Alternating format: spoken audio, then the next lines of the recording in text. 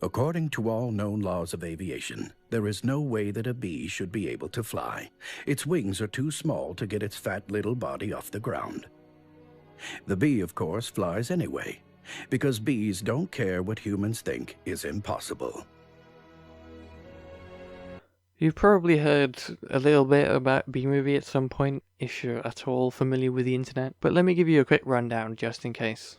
B-movie is this kids' animated film from 2007 featuring Jerry Seinfeld as Barry B Benson, a bee that falls in love with a human being, played by Renee Zellweger. It became an internet meme sensation a couple years back where people would have the entire B-movie play, but every time a character says B, something would happen. Idea Channel made a video in that very format talking about why it was memeified, but that's not what I'm going to talk about today because B-movie is actually about communism.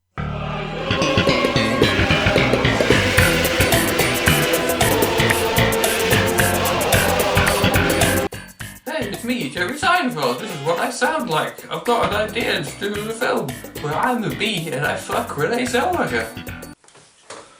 Woo! That's fantastic. Whoa. I'm gonna give you $150 million. Just make sure it's about communism.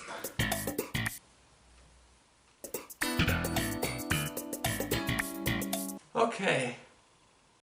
I know that seems weird, but it's true, and if we believe Stuart Lee, B-movie is a satire. Satire is when it's the same as here, but there's animals in it.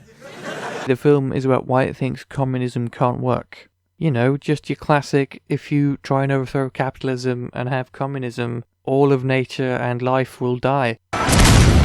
So the film starts off and we meet B. Seinfeld and his bee home, and they're all driving their bee cars. And Barry's leaving for graduation from B University and he picks up his BFF, Adam the Bee. And as they're driving around the hive, they go around a loop. And Adam the Bee says, I love this incorporating the amusement park right into our regular day. To which Seinfeld Bee replies, I guess that's why they say we don't need vacations. And this leads me to conclude that B. Elon Musk exists in this universe or is somehow behind this movie. Though I like how this bit is a joke to say in 2007, but then a decade later, Elon Musk becomes that boss in real life. Alright, so the Bee friends arrive at their graduation where they graduate and they are immediately put into a job where they are told, we know that you as a bee have worked your whole life to get to the point where you can work for your whole life. They are also told that, And you'll be happy to know that bees as a species haven't had one day off in 27 million years. Woo! which I think is probably referring to the theory that extinction events happen every 27 million years. Unless, of course, you count the one that's happening right now. Barry doesn't like what she says here, so he asks, So you'll just work us to death? We'll sure try. But this is actually a thing that happens with honey farms in real life, since we know that bees will always fill up their hive with honey. The hives are designed to be bigger, so the bees make more honey, which can cause a lot of bees to work themselves to death, or at least more often than usual. But hey, profit motives. They make the honey, and we make the money. Okay, so clearly this movie is satirizing our present society, which is capitalist. It says young people are educated in order to be made into workers, and that workers are overworked and tend to be stuck at the same job for their whole lives. And this is something that Barry really doesn't look forward to. He wants to explore, he wants to enjoy life. So then they meet these honeybees, which are a stand-in for the military, and if you want to go deeper with the metaphor, it's effectively saying that the military in present capitalist society, which the hive is a stand-in for, goes out and secures resources. Imperialism.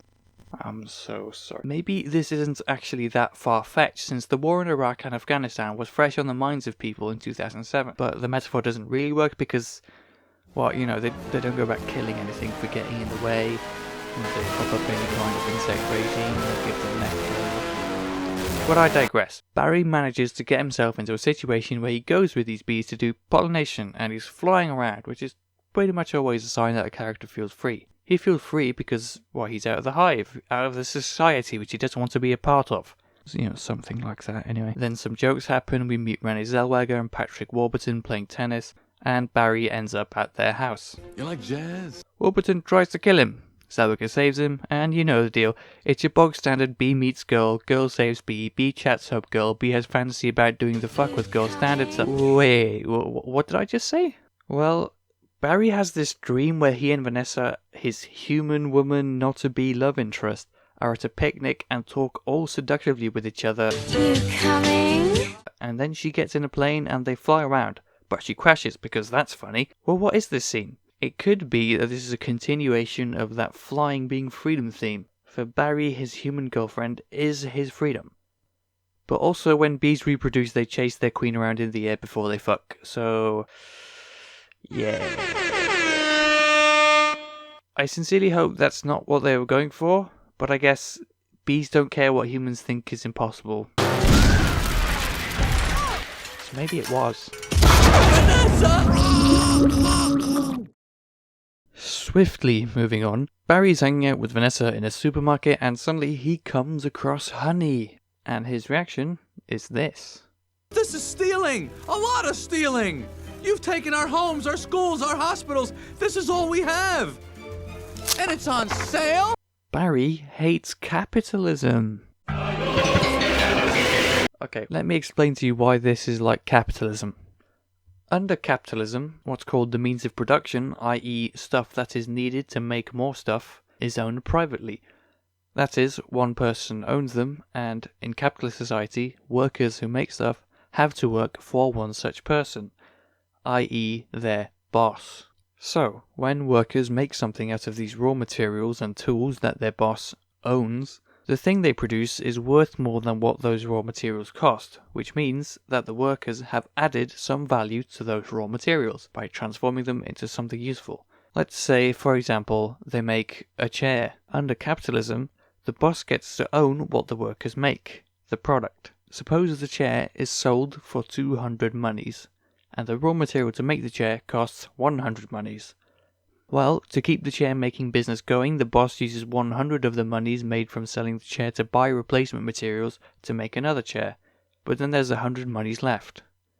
This is the value that the workers have added in turning the raw materials into a chair. But because the boss owns the chair, the boss gets to decide who gets to keep the money. The boss is incentivized to maximize profit, which means the boss wants to pay the worker as little as possible, but just enough to make sure they have enough money to stay alive to work more. So while the worker might only see 10 of that money, the boss, who's incentivized to take most of it, will take most of it, either to keep for themselves or to reinvest into getting more raw material to make more chairs and therefore more profit. All at the expense of the worker, who, despite doing most of the work, sees very little of the value that they have produced. Okay, maybe this example that I've given is a little simplistic, but this is the essence of profit. Worker exploitation. And this is why Barry sees this honey as stealing, because it's the bees, the workers, that laboured to produce the honey, the chair, out of the raw materials. They added that 100 value in making the honey, but the boss, Honey Corporation, takes the majority of it for themselves, despite not doing any of the work. Okay, I mean, the B movie isn't the one teaching you about capitalist economics, I am, but this is the general idea behind Barry being angry. In the metaphor of the film, he is a socialist, and the film thinks that socialists would consider capitalism as stealing. A lot of stealing! The film is correct here. Okay, so obviously, despite this film being about capitalism and socialism, it's not a perfect metaphor. But yeah, in the movie, the bees are the workers and honey is what they produce. But honey corporations take most of it and leave them just enough honey so that the bees can survive. Basically, in the film, capitalism sucks. This is also true of real life. What's weird is this isn't the only film where a Jewish comedian plays an insect that inspires the overthrow of a metaphor for capitalism in an animated kids film. In the film Ants from 1998, Woody Allen is Z, an ant that is fed up with his place in life as a worker and wants to find some meaning and also utopia. Oh, and also, despite being an ant, Woody Allen's character is still basically a creepy stalker. Get out of here, you creep! And the film ends basically with a message that cooperation is great, and anti-fascism is bad. Anti-fascism bad, anti-fascism good. This is with them. Wait a second. You're telling me I don't have to be here? We got a choice? The authorities don't want you to know about it, but we don't have to work on the tunnel anymore. It's the workers who control the means of production. Z don't dig? I don't dig. People, what is this, an encounter group? Let's get back to work. Why? Tunnel anymore. This guy Z, he's leading a revolution. Satire is when it's the same as here, but there's animals in it. Back to B movie. Unfortunately, there isn't as much of an explicit worker uprising as in Ants, but what happens is Seinfeld B Benson discovers that the honey is being stolen, so he sues the human race. That's not really like any revolution at all, but it might be sort of throwing together social democracy and other types of socialism, communism, because the result of the trial after Barry wins is basically the government takes all the stuff. Here's where the movie's false beliefs about socialism start to shine through. It thinks socialism means the government redistributes all the wealth. This isn't entirely just an outright lie. This is just what the movie, and actually a lot of people in real life, believe socialism is, and it's not really their fault. It's, at least partly, the fault of social democrats or proponents of the Scandinavian model of capitalism and authoritarian communism. Both these tendencies are quite left-wing by mainstream standards, and both, in different ways and to different degrees, use the state as a way to change society, somewhat. In the case of Scandinavian model capitalism, social democracy, which some people understand as socialism, the state is used to basically tax corporations and the rich a lot, while also using cheap third-world labour to sustain itself. And with authoritarian communism, a revolutionary party, such as the Bolshevik Party in Russia, takes over the government and uses it to take over private property in the name of the workers.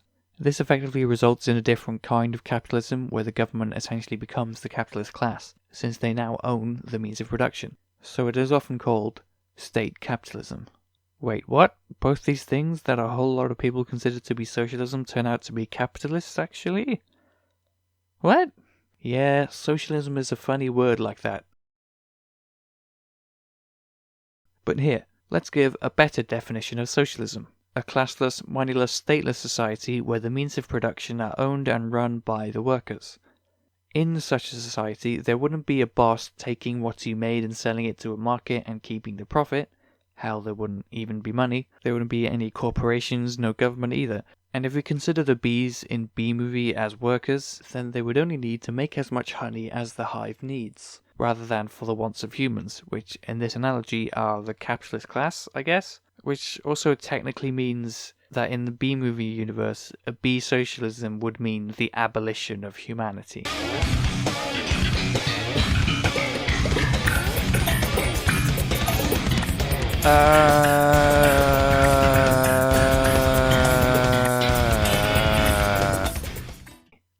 Okay, so the B-movie doesn't quite understand socialism. That much is clear, but it still subtextually argues against socialism, and the argument it uses is quite a common one, and it's called something like the incentive problem. Under capitalism, if you do not own any means of production, and or if you aren't fortunate enough to be born wealthy, you have no choice but to work for a boss, which means, as we have learned, you have no choice but to be exploited, as the boss has effectively stolen the value that you have produced. And the smaller the wage the capitalist gives to the worker, the more money the capitalist makes. Capitalists are in competition with each other to make the most profit so they can make more profit and get their market share. The workers are also in competition with each other for jobs. You decide you don't like being exploited at your crappy job? Too bad, you're fired. There's always someone willing to replace you. Because in our society, we need this thing called money to be able to satisfy our basic needs. So you have to get a job, work for a boss, be exploited, or else starve.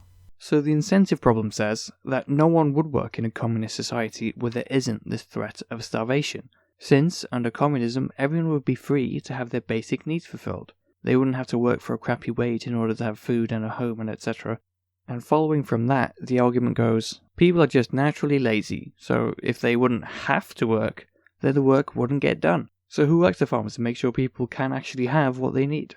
In the B-movie, yeah, this video is about B-movie, after Barry wins the court case, which the movie sort of counts as some revolution, so now there's B-socialism. After that, after the B-socialism, no one in his hive works anymore, and his friend Adam is sad because he was excited to get to work in that factory. Further, because of bee-socialism, because of the bees not making honey anymore, they don't pollinate the flowers, and so all of nature just starts to die.